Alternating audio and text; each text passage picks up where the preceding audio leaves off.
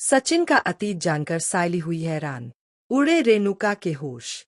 जी हाँ दोस्तों, सीरियल उड़ने की आशा की कहानी अब एक ऐसे मोड़ पर आ चुकी है जहां अतीत की परतें खुलने लगी है। हर किरदार जैसे खुद को अतीत के घुंधलके में खोज रहा है और उन रहस्यों की सच्चाई सामने आ रही है जिनकी आहट तक किसी ने कभी नहीं सुनी थी। आने वाले एपिसोड में दर्शकों को एक जबरदस्त भावनात्मक और मानसिक झटका लगने वाला है जब सचिन का गहरा अतीत उसके वर्तमान से टकराएगा और वो दर्द जो उसने बरसों से छुपाकर रखा अब सायली के सामने आ जाएगा। कहानी की शुरुआत होती है एक खामोश रात से। सचिन, जो इन दिनों गुमसुम और तनाव में डूबा हुआ है, नशे की हालत में घर लौटता है। उसके लड़खड़ाते कदम और डूबी हुई आंखें सायली के दिल को चीर देती है। वो व्यक्ति जो कभी मुस्कान का पर्याय हुआ करता था, आज उसकी आंखों में सिर्फ सन्नाटा और अधूरापन है। सायली डर जाती है। वो सोचती है, क्या ये वही सचिन है जिससे मैंने जीवन भर का साथ मांगा था? वो उसका हाथ पकड़ती है। बताओ ना सचिन, क्या हुआ है? कौन सी बात तुम्हें इस कदर तोड़ रही है? लेकिन सचिन बस खामोश रहता है। उसकी आंखें बहुत कुछ कहती है, लेकिन होंठ बंद है। उसकी खामोशी सायली को बेचैन कर देती है। सायली ठान लेती है, अब चाहे जो हो जाए, मैं सच का पता लगाकर रहूंगी। अगर इसके लिए मुझे किसी भी हद तक जाना पड़े, तो भी मैं पीछे नहीं हटूंगी। उसी जिद के चलते एक मोड़ आता है जब उसकी मुलाकात होती है रोहित से। रोहित, सचिन का बचपन का दोस्त। सायली को रोहित में ही सारी परेशानी की जड़ दिखती है। वो गुस्से से भरकर कहती है, तुम ही हो न जिसने सचिन को शराब की लत लगाई। तुम ही हो न जो उसे हर बार अंधेरे में धकेलता है। लेकिन रोहित चुप रहता है। वो कोई तर्क नहीं करता, कोई सफाई नहीं देता। सिर्फ एक वाक्य कहता है, मैंने नहीं, हालातों ने उसे तोड़ा है। सायली चौंकती है। और फिर रोहित धीरे धीरे एक ऐसा नाम लेता है जिसे सुनते ही सायली की सांसें थम जाती है। रेणुका। सायली कांप जाती है। रेणुका मतलब सचिन की माँ। कैसे एक माँ अपने बेटे के दुख का कारण बन सकती है? उसके मन में सवालों का तूफान उठ खड़ा होता है। रोहित सच्चाई बताता है। सचिन की जिंदगी एक वक्त बहुत सुंदर थी, लेकिन वह एक हादसे ने सब कुछ बदल दिया। लेकिन तभी वहां सचिन आ जाता है। उसकी चाल में एक अजीब बेचैनी थी। चेहरे पर थकावट, आंखों में डर और होठों पर बंद होती हुई सिसकियां। वो डर कि कहीं सायली उस अंधेरे से ना टकरा जाए जिससे वह खुद 15 सालों से जूझ रहा है। एक ऐसा अतीत जिसे वो मिटाना चाहता है, लेकिन वो हर रोज उसकी सांसों में जिंदा रहता है।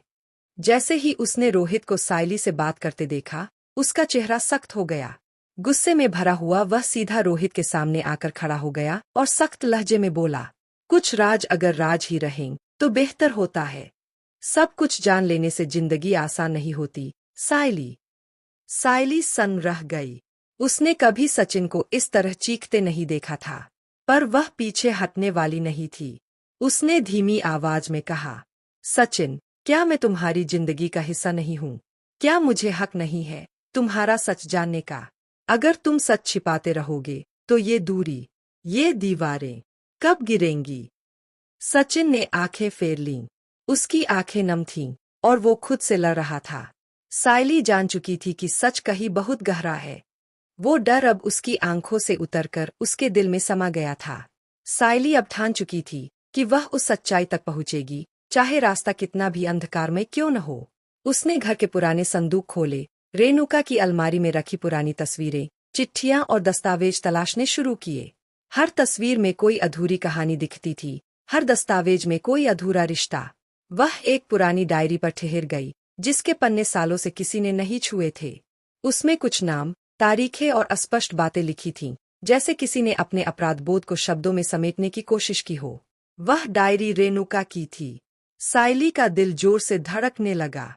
एक पेज पर नाम था, रंजीत। उसके नीचे लिखा था, मैं उसे नहीं रख सकती थी। समाज देखता। सचिन छोटा था, लेकिन मैंने सचिन से वो छीना जो कभी लौटाया नहीं जा सकता। सायली का चेहरा सफेद पड़ गया। वह समझ चुकी थी कि कहानी में कोई तीसरा किरदार है, और वह है रंजीत। उसे याद आया, कुछ दिनों पहले सचिन देशमुख हाउस एक युवक को लाया था। बिल्कुल चुप, शांत, और रेणुका को देखते ही जिस तरह से उनके चेहरे का रंग उड़ गया था, वह अब सायली की आंखों के सामने घूमने लगा। सायली ने उसी रात सचिन, एक बेटे की चुप्पी, एक माँ की गलती और एक पत्नी की उम्मीद, उड़ने की आशा की नई कहानी। एक बेटा जो बचपन से अपनी माँ के प्यार का भूखा रहा, जिसने हमेशा अपने भाइयों को ज्यादा तवज्जो पाते देखा।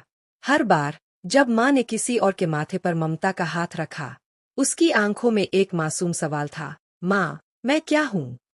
इन्हीं अधूरे सवालों के बीच कहानी अब उस मुकाम पर पहुंच गई है जहां भावनाएं, रिश्ते और से सब कुछ एक साथ उफान पर है। कहानी में एक बड़ा मोड़ तब आता है जब रोहित, सचिन का बचपन का दोस्त, सायली को एक पुरानी रिकॉर्डिंग सौंपता है। सायली पहले तो हिचकती है, लेकिन फिर वह रिकॉर्डिंग प्ले करती है। उसमें एक कांपती, टूटी, डरी और मासूम आवाज सुनाई देती है, सचिन की। मुझे आज भी याद है जब माँ ने मेरे हाथों से मेरा खिलौना छीनकर रंजीत को दे दिया था और कहा था कि वह मेरा भाई नहीं, मेरा बोझ है। मैंने उस दिन से बोलना बंद कर दिया था, मगर मेरे दिल में एक चुभन हमेशा रह गई कि मैं उनका बेटा होकर भी सबसे कमजोर कड़ी क्यों हूँ। वो एक आवाज नहीं थी, वो था एक अधूरा बचपन, एक टूटती आत्मा, एक अनसुनी चीख। सायली की आंखों से आंसू बहते हैं। वो अपने पति का दर्द, उसकी सालों की चुप्पी, उसकी शराब की लत, माँ से उसकी दूरी, सब कुछ अब उसे साफ दिखाई देने लगा है। उसके भीतर एक आग जल उठती है। वह सचिन के पास जाती है, उसे गले से लगाती है और एक वादा करती है, अब और नहीं सचिन, अब तुम्हारे आंसू मैं बहने नहीं दूंगी। अब वह सच्चाई सामने लाऊंगी जिसने तुम्हें भीतर से तोड़ दिया। मैं तुम्हारे साथ हूँ, हर उस अंधेरे में जहां तुमने अब तक अकेले सफर किया है।